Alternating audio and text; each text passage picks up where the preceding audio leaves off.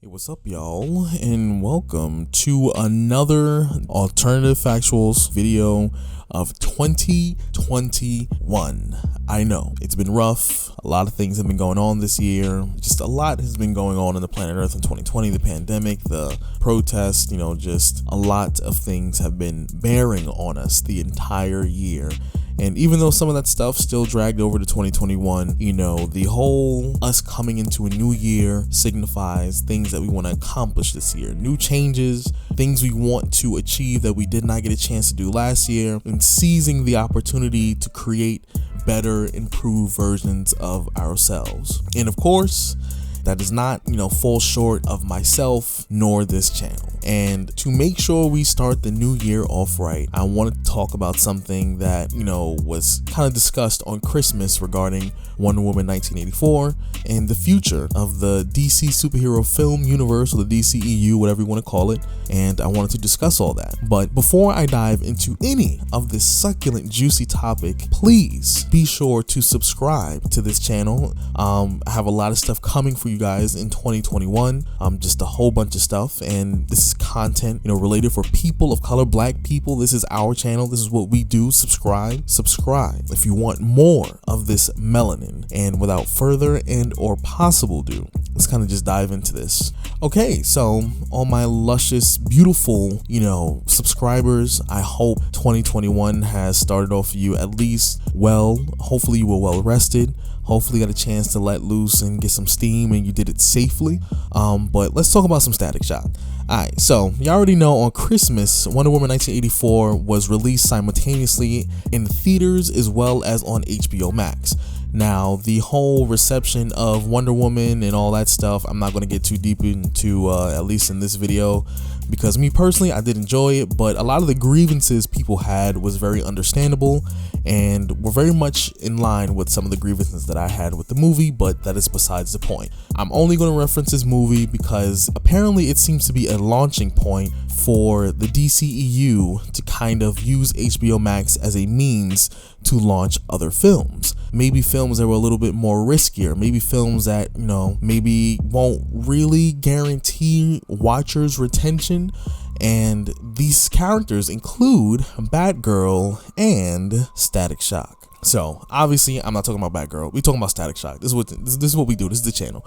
So Static Shock, you already know, is by far one of my favorite characters. Him along with Black Lightning, two of the most powerful characters, black characters to ever exist in DC Comics, as well as Milestone Media, which did transition over to DC, which as of right now, Static kind of transitioned back over to Milestone Media and kind of their own individual, entity due to some, legal issues and all that stuff. But that's kind of the point. Anyways, so I'm excited because, even though HBO Max, they are using it to kind of take a risk with it because they don't want to release it in theaters and lose an overwhelming amount of, money to create this film. HBO Max nonetheless can still create a solid even series or movie surrounding Virgil and his life and him growing up becoming Static.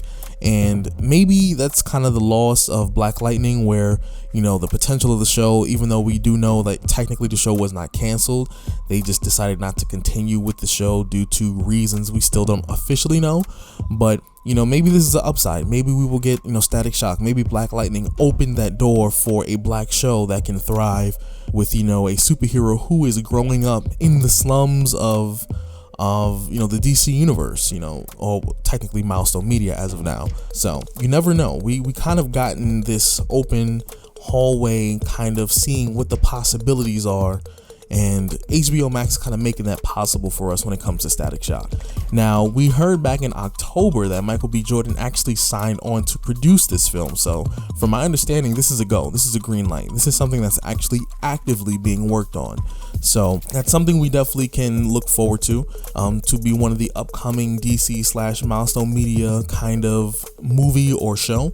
So I'm kind of going to use this opportunity to speculate who we might see if we see this video or I see this movie. I said video as if this is a YouTube video in terms of the HBO Max show Static Shock.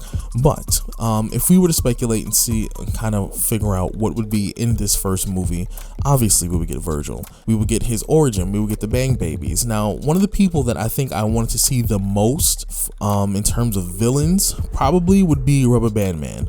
Now, I wouldn't want him to be heavily, used in this first film, but I definitely want him to pop up, because remember in the series, actually, the TV series that, happened 10 plus years ago, we did see that Rubber Band Man went from a villain to a hero. But not only was he, like a villain that went to a hero, he ultimately was someone who was dealing with dyslexia.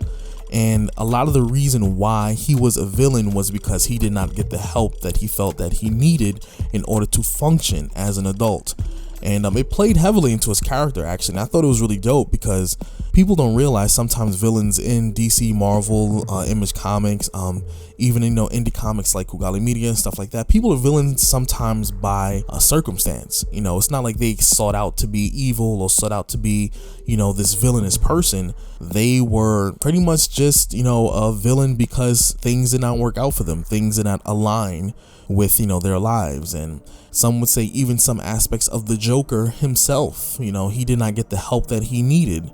Or maybe his life, fell apart, depending on which version of the Joker you're going for. If you're talking about the Joker where, he fell into the toxic vat and he had a whole family, had a whole wife, he definitely needed help. He needed financial help, and he unfortunately dealt with some wrong people, and he ended up becoming the Joker. There's definitely story behind Rubber Band Man, but I don't want them to dive into that in the first film. So that's something I really want them to kind of introduce, but then sit on it for a little bit. But the main villain I want is Iban. Iban was definitely a gang leader, and then with his power, he sought to use it as an ability to take over, much of what was going on in the whole Static Shock kind of universe. Even though he was like a small time, gang leader, he sought to use his abilities to kind of take over the world in a sense, but kind of make things in his image where technically everything was his territory.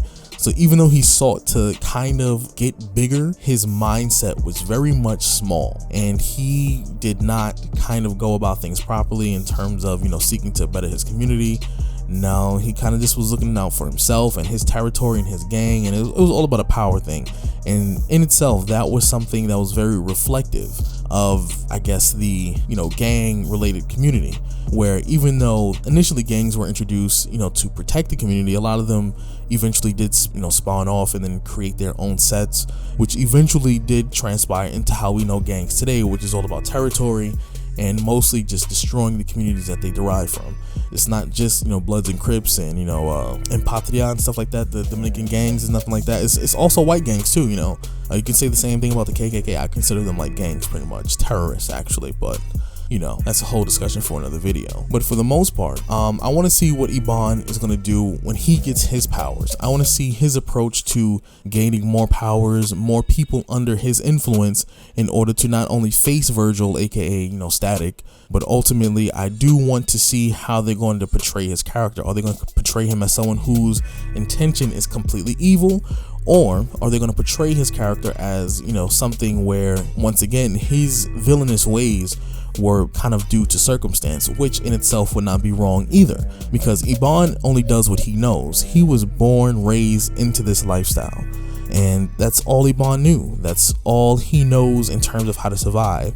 So he figures if he survived that lifestyle, if he thinks that lifestyle is manageable and he's able to deal with it, why not the rest of the community? Why not the rest of the world? And that's kind of how we got the character of Iban. His goal was to pretty much make everything in the image he thought was proper in order for people to kind of, have a decent life. When in reality, it was not that great of a life to kind of, I guess, try and put on everybody else. But like I said, that's all Iban knew. But I don't want to spend too much time, about this subject matter, because there's still absolutely nothing we know about it.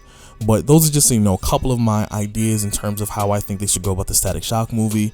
If they, if and when they decide to kind of full-fledged, do the writing, go into this, and kind of dive into these characters, I think they should create these characters where they're very much conflicted. The audience should be conflicted, because in reality, Static himself and everyone else who was a Bang Baby, who was working under Ebon and maybe working separate, who maybe broke off from the gang life and became like Rubber Band Man and actually sought to better themselves. They were victims of circumstances and their environment. So in reality, who's really to blame? If you enjoyed this video, please be sure to like, share, and of course subscribe. Leave your comments down below. Let me know what you think about the Static Shock and the possibility that it might be on HBO Max and all this news surrounding it. And I hope to see you later on. Peace out.